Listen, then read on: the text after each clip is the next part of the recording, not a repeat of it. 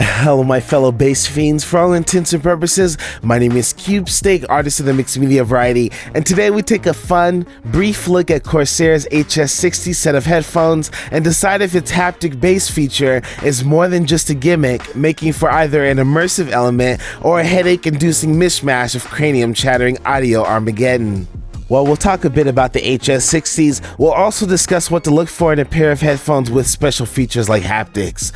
But before we get started, if you could take a moment to consider my sponsors, the like and subscribe buttons, give them a click if you want to see more from my channel. It's completely free and requires probably less effort than it took to find this video.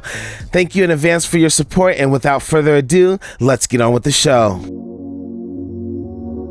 Haptic feedback is like a fine wine or contemporary jazz. It's not for everyone. Truly an acquired taste. Some prefer just a tickle of bass, some want a straight shot of jackhammering bass jammed into their ear canal. I'm about in the middle. I want a good amount to give my listening experience a little depth, but at the same time I'd rather not go deaf before I hit 50. Because haptics isn't everyone's cup of tea, there's not many options in the gaming market for a quality headset that offers haptic feedback. I swear there's only like 2 or 3 options from major brands, which makes selling points feel like companies are taking pot shots at each other. Then there's the reality for most headsets that when haptics is the primary selling point, developers tend to let other standards slide, forgetting that on the whole, filling the bass doesn't make up for lackluster audio or build quality. For example, the buttons and sliders on the HS60s feel very cheap. The right channel so subtly cuts in at different levels in the left side, and I didn't want to be the bearer of bad news, but my headset would frequently disconnect from my PC for no reason at all. This was a major letdown, especially at night when my headset would randomly switch to my main speakers.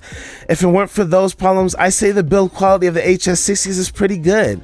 They're comfortable to wear, suction cupping around your ear holes, and their output range is satisfactory for the price range. I'd stack them up against my workhorse HyperX Cloud 2s if they were half as reliable. They're currently in the same price range, but obviously the Cloud 2s have been better received for general performance than for a novelty feature like haptic feedback.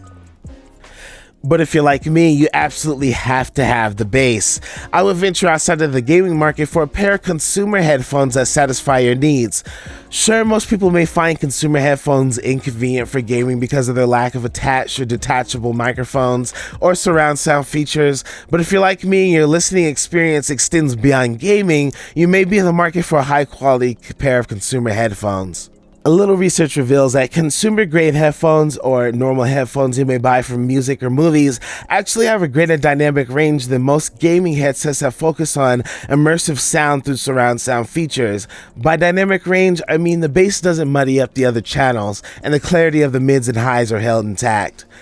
In this arena, one might consider whether the needs of a gamer, such as an onboard microphone and bass-centric audio tuning, outweigh the need for clarity, balanced audio feedback, or media immersive features such as noise cancellation that consumer headphones can offer.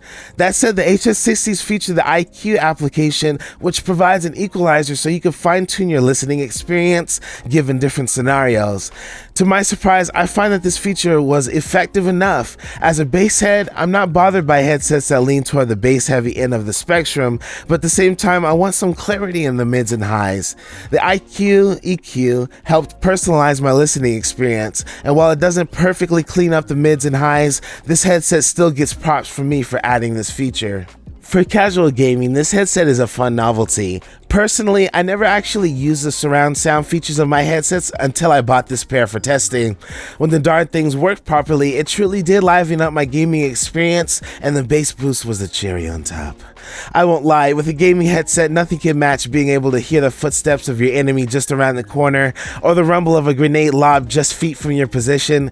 If you love being immersed in your game, then the HS60s may be all you need.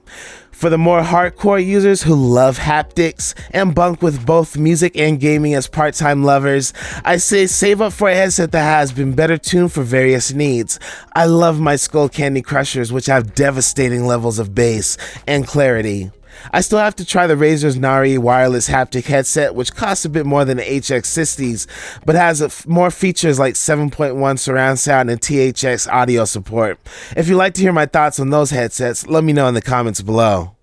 And finally, not to be left out, if you're curious about the quality of the detachable mic, you can get a sense of what you're dealing with through this recording. Nothing to write home about, but you'll come across loud and clear to your fellow gamers.